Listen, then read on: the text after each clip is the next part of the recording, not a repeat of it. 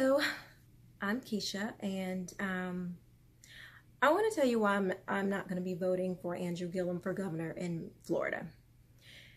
His number one campaign promise is to change education, but he plans to change education by getting rid of charter schools, and he is strongly against school choice. Well, my area that I live in, my district, you know, it's a middle class area. It's you know, you would think that we should have a really good school district. The elementary school in my district is pretty good, but one of my children is a special needs child, and the elementary school that she would go to is not a good school. And the high school in this area is not a good, neither the middle school is not, they're not good schools. None of my children go to their district schools. And he wants to take away that choice that I have to send my children where they benefit most. I find it highly arrogant for him to tell me what is best for my children and to take away the option for them to get an education that is going to properly serve them. I strongly disagree with that.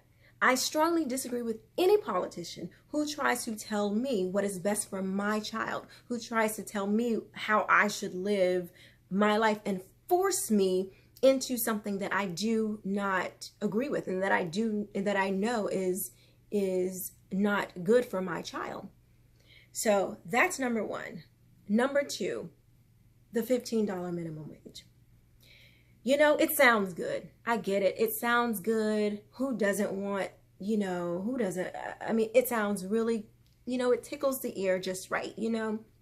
But when you think about it, when you are forcing, again, something about Democrats and forcing people to do stuff, I don't know. I don't get it. But anyway, when you force a business to pay people a certain wage, they're going to get rid of people. They're going to have layoffs because those menial jobs or the jobs that are lesser skilled, they're not going to pay $15 to anyone to do.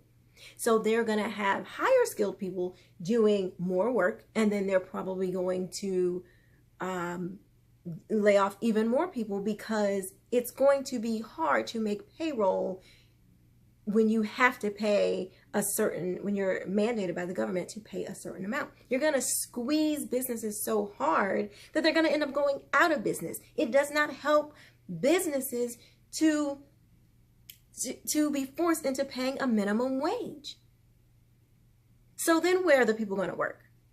So you're pretending like, oh, we're going to do all this for the people. We're going to give people minimum wage, but you're not considering that business owner who has to pay that person that $15. So when they're squeezed so tight and they have to close down, then nobody makes any money.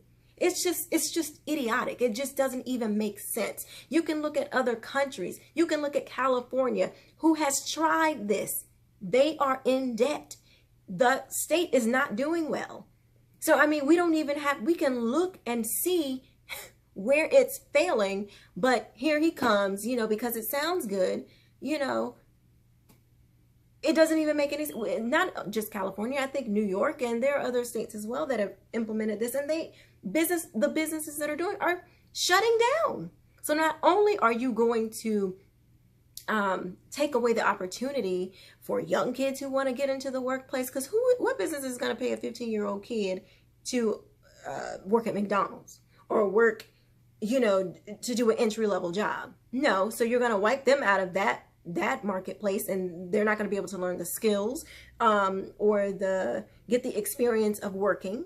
So they're going to be totally taken out of the marketplace, and then you're going to keep squeezing the business to where they have to go out of business altogether. Then nobody has a job.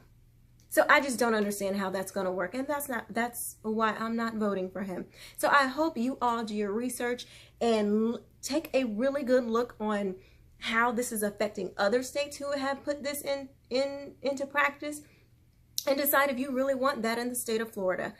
Once you look look it over. I think you will agree with me that it is not wise. It's less than smart to do.